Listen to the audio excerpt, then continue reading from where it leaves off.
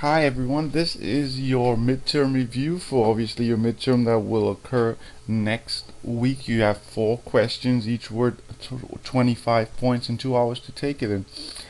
This is going to be very quick. I'm just going to go over some very important or key points that are going to be useful in terms of your preparation. And I'm kind of going to use the same format that you see from your textbook that we have online. So let's begin, because as I said, I'm trying to make it as quick as possible so you can get as much information in a shorter time as possible.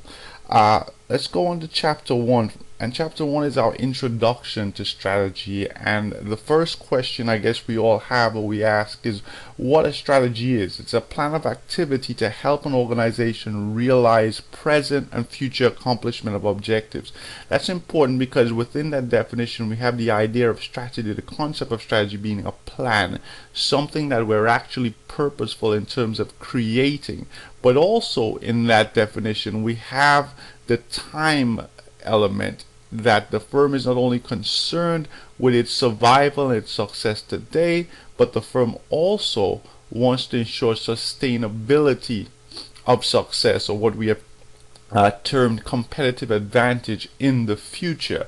And it is that time element that again separates strategy from other types of planning activity, if you will. The other thing obviously that strategy, and there are many elements that are involved in a strategy that are not involved in a tactic or an operational plan, but it's the holistic or the holism of strategizing. There is the total resource of organization coming together to make one uniform plan that is for the organization, not just subsets of the organization, but the entire organization. So that's what a strategy is. Why do we strategize? Well, as I alluded to previously, we do it to guide the entire organization, because if we do not strategize, we would tend to be doing things haphazardly. We would not seem to have any kind of uniform direction, and we won't really be able to achieve what our purpose or mission is. We also strategize in order to reward. We want to ensure that we are motivating, that we are allowing ourselves the ability to reward activity that as the organization we want to see performed, and strategizing allows us to do that, to reward the organization and its members because of accomplishments based upon following the plan that we have identified. And also we strategize to survive. Just in order to stay afloat, we need to have some kind of plan to combat and to react and proactively interact with the environment that we find ourselves in. Okay, so we know what the what is and what the why is. Who should strategize? Very important. Again, I normally teach business strategy that is geared towards for-profit entities. Obviously now we're thinking about healthcare. There are a lot of entities within the healthcare dynamic, within the healthcare network or system, that are not for-profit entities, or that are governmental entities, and they seem to not have to deal with the level of competition and the level of sometimes of I shouldn't say that, the level of competition that for business entities, for-profit enterprises have to deal with on a daily basis.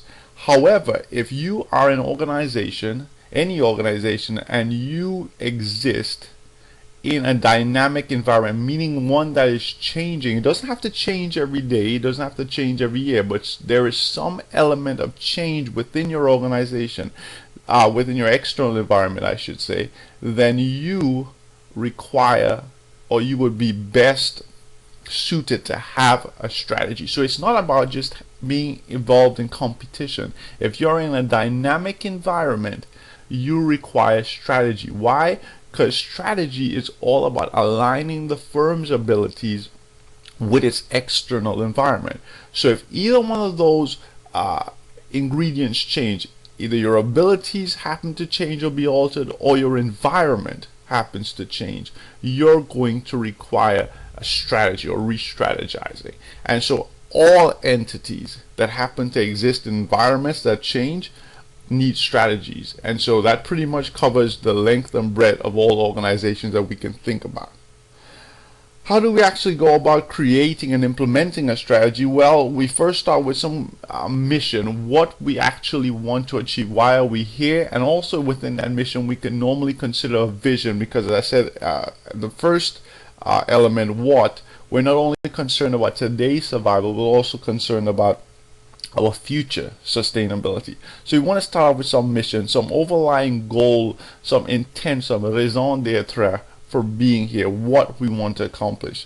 Once we have that established, we want to go into an environmental assessment again, or what is going on in our external environment. What do we face in terms of our organization, whether that be general forces, the political, the legal, the social forces in our nation, in our region, in our international landscape even, but also the micro forces, those competitive and consumer forces that actually have a huge influence on what we can do, who do we actually have to serve, and how should we compete to be the most successful organization that we can be.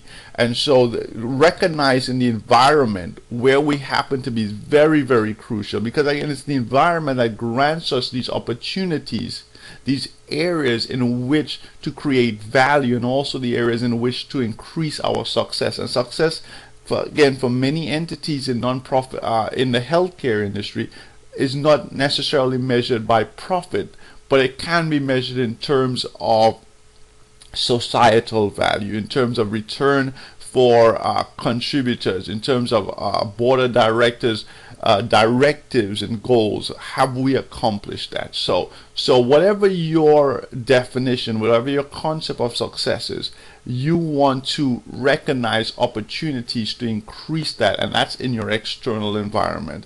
And then you look internally within your organizations, recognize what resources, or I should say identify what resources and capabilities that you have that can be aligned to be and leverage those opportunities. So if something is out there that can help me to be successful, I have to seek within myself the resources, or acquire the resource, in order for me to take advantage of that opportunity. If that alignment is not there, then you do not have an effective strategy. Again, if that alignment between the internal, what I can do, and the external, what is possible, or what is out there for me to do, if there is no alignment there, then I cannot be successful. And once we've created that alignment, we then have to implement that and then evaluate whether or not we were successful at that.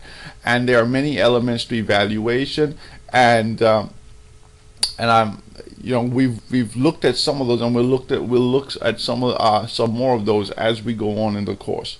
Remember, at the end of it, I said, remember, strategies are not operational plans or tactics. In your text, it clearly discusses and it distinguishes between strategies, operational plans, and tactics. You would be well advised to look that, or to review that when you have the opportunity, as you prepare for this exam, the difference between strategy, operational plans, and tactics. Okay. Chapter 3 was all about the external analysis. Major components of the organizational external environment: the industry or industries and competitors, markets and customers, and the general environmental forces.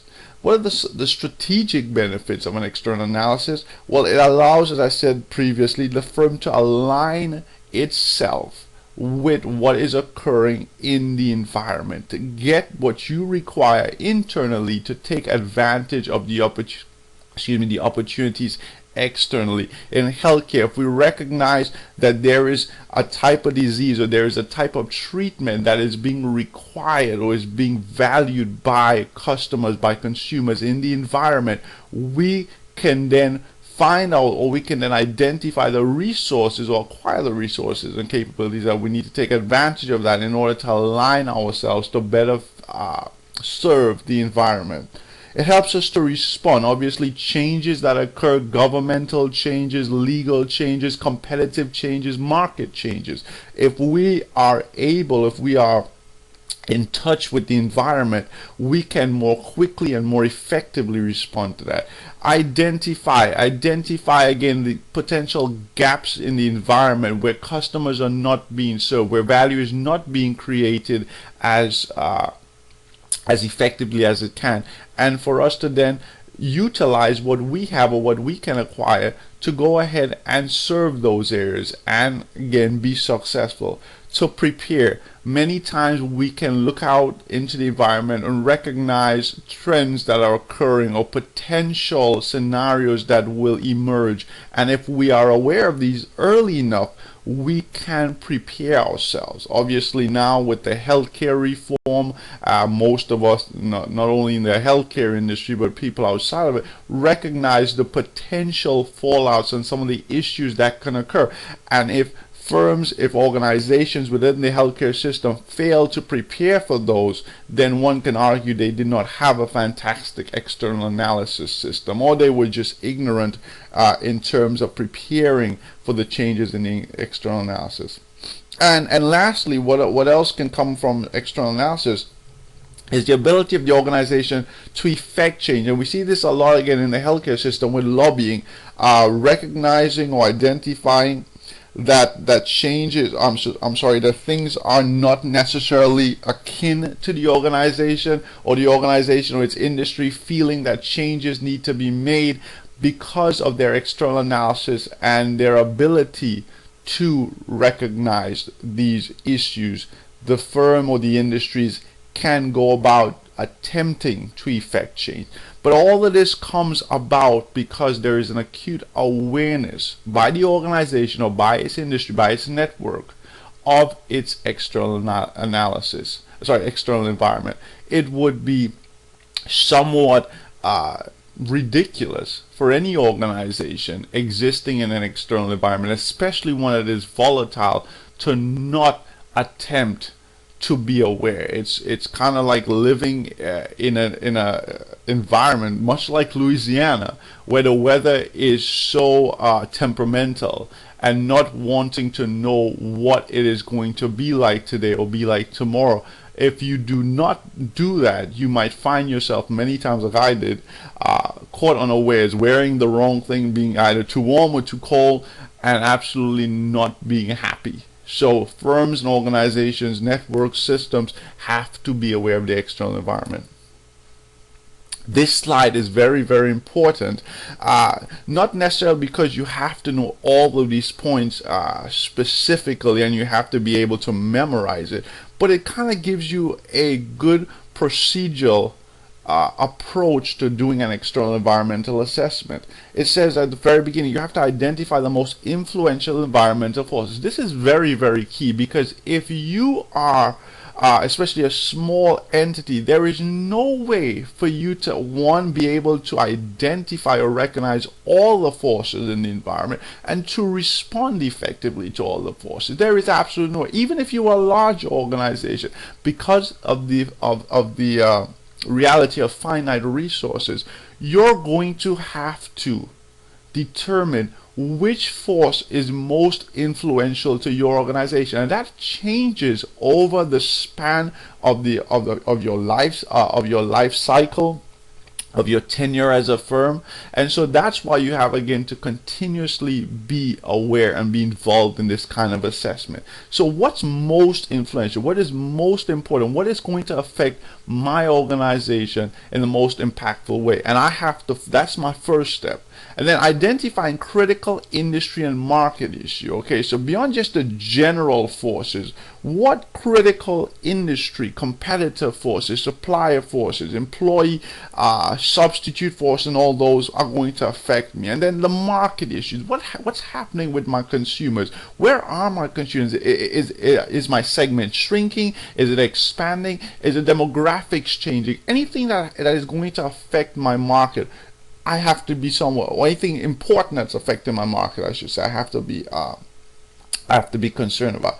And so and so after I look at both the general, these influential environmental forces, these large, general macro forces, and then I look at the micro industry and market forces that I think are critical. Again, the most critical. I then select forces that I want to closely monitor. So I know that